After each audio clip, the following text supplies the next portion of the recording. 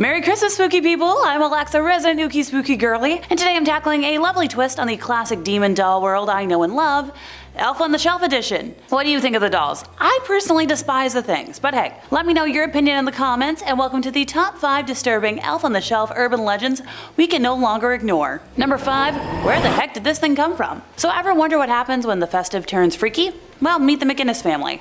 This all started on a quaint morning with breakfast smells, wafting throughout the air, but in the midst of holiday cheer lurked a haunting elf on the shelf in the kitchen window. The McGinnis home, an unsuspecting host to this tiny, festive specter. Nobody had any clue where it came from, by the way, since while the family celebrated Christmas, the parents refused to bring the doll in their house or introduce it as part of their holiday traditions, since they considered it, well, creepy and too much work. If there are any young folks watching, heads up, we're gonna spoil the magic. The mom tossed it out in the trash, assuming that maybe the family cat had brought it in from somewhere outside overnight. Because, cats like to gather. Well, what do you know?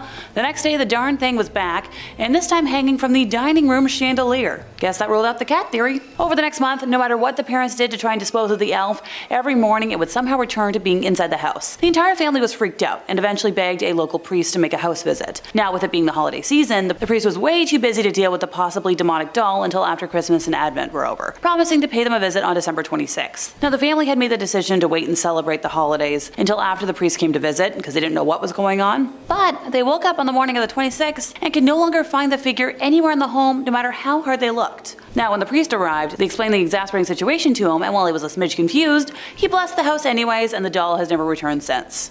Thank goodness.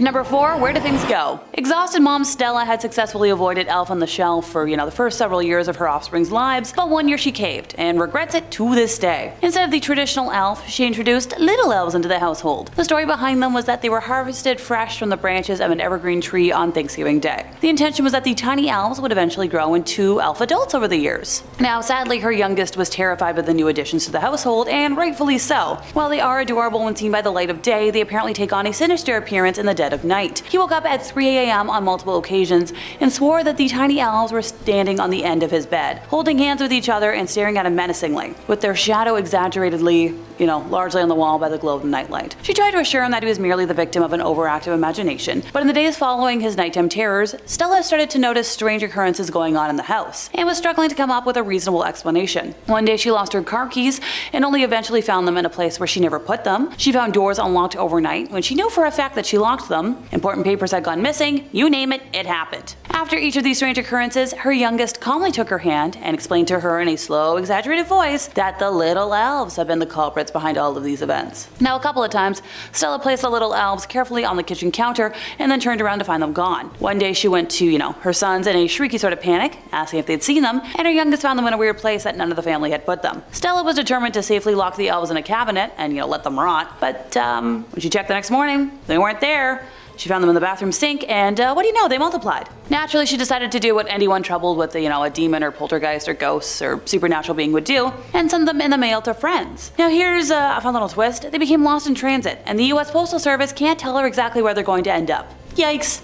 Number 3, a year-round visitor. Sean's grandma always warned him growing up that the elf in the living room was watching him, even when it wasn't near Christmas. Now in that family they left the darn thing out year-round, since in their version of the legend, the elf would take notes all year, but only had to commute back to the North Pole during the holidays to report back. Creepy, but hey, whatever, I guess I can't judge. With Sean's younger brother and cousins around all the time, he admits it wasn't easy to be good all year round, no matter how hard he tried. When he'd make a mistake and be mean to one of them, he felt the elf staring at him. It would remember that moment. He'd picture it waiting until he was in bed and then running and tattling to Santa. No matter how much he screamed and sobbed to it, the elf wouldn't answer, but just wait with his beady little eyes and just watch. On the 4th of July, now, poor Sean accidentally burned a friend with a sparkler. After being lectured by his grandma, when Sean retreated into the living room, the elf was watching, and its mouth was open, almost as if it was saying, "You're bad, no one likes you, Santa thinks you're terrible," so forth, so on. Now at this time it didn't actually speak, but of course in Sean's mind, it was obvious that's what it meant. It was the same stuff his grandma said to him, day in and day out.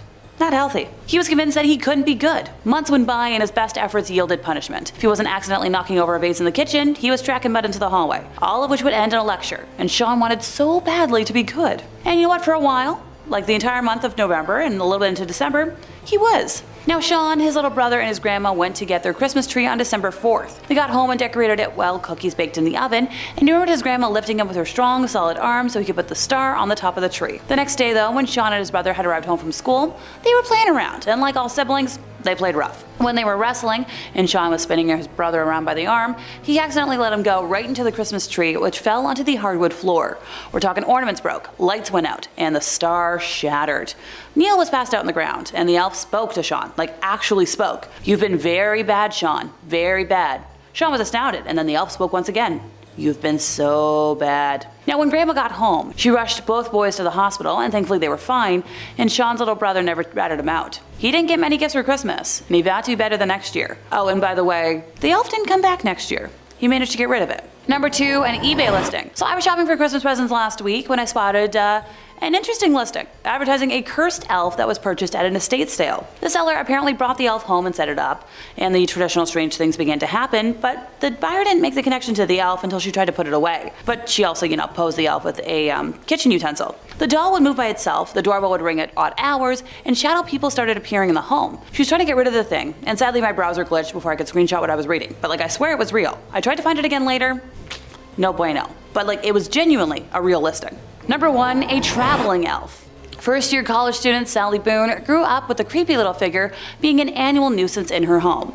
Well, she figured out the truth about the little guy pretty quickly. Her younger sister bought into the legend. Hook, line, and sinker. Oh, before I forget, they named their elf Humble, by the way, which is a curious name for an elf. But granted, I'm used to being around elves named Holly, Jolly, and Lolly, so make of that what you will. Sally had returned home for Thanksgiving after living on campus for the first few months of uni, and groaned internally when she saw Humble sitting on the mantle. Just chilling there. When she got up on Sunday morning, the day she was supposed to head back to her apartment, her mom asked, "Hey, where's Humble? It had been the whole weekend, it has happened, and then where'd he go?" He was missing. Nobody in the house seemed to know where he went. Now, when he couldn't be found, Sally's mom took her sister aside and tried to explain that Humble must have been delayed at Santa's workshop because of the storm. And to everybody's surprise, the little sister not only bought it, but she was delighted.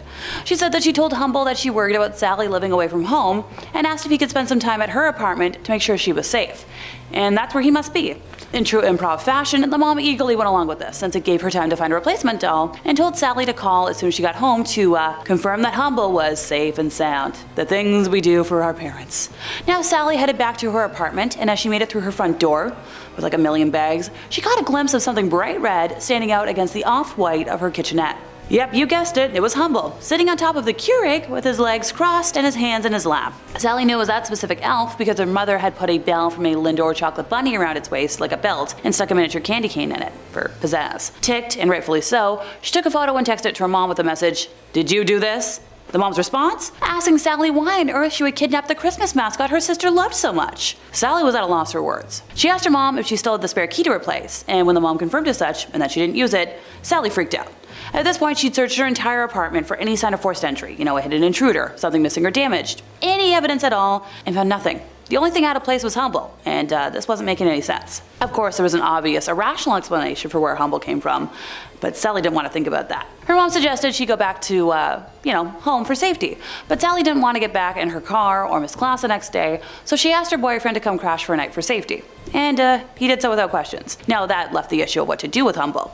Obviously, she should have just mailed him back home, but that would have required she touch the creepy doll. And the legend of the elf on the shelf is that you don't touch it or else you'll ruin the magic. She still thought somebody from her family was playing a trick on her, knowing she was afraid to touch Humble and ruin the magic. Sally just couldn't bring herself to do it, but instead, in true, Toy Story inspiration, started talking to it. "Hey Humble, I know my sister asked you to keep an eye on me, and I know you're just trying to make her happy, but you're supposed to be watching her to report back to Santa, remember? I know you used to watch me, but I'm a grown-up now. I don't even get presents from Santa anymore. You don't need to watch me, and I'd hate for your report on my sis to be inaccurate because you're here and not there. So please, after you report back to the North Pole tonight, go back home, let everybody know I'm doing okay." She then opened the cupboard and pulled out a pack of blueberry turnovers, placing one beside Humble. "That's for Santa. I know it's probably not his favorite kind of cookie, but it's all I have right now. Merry Christmas, Humble." She was exhausted, so once her boyfriend arrived, she explained the nonsense and the duo crashed in her room for the night. The next morning, Sally mentally pepped herself up to move Humble so she could, make coffee. But when she opened her bedroom door, Humble was gone and so was the cookie. Now her first thought was that her boyfriend must have moved him at some point, but the only time he ever got out of bed was to use the washroom, which was adjacent to the bedroom and didn't attach to the living area. Also, the cookie just being gone, he would have left crumbs or eaten it or whatever. She looked everywhere, nothing. Suddenly, her phone pinged with a text from her sister, reading, "Humble's back. He wants me to tell you that Santa says thanks for the blueberry cookie.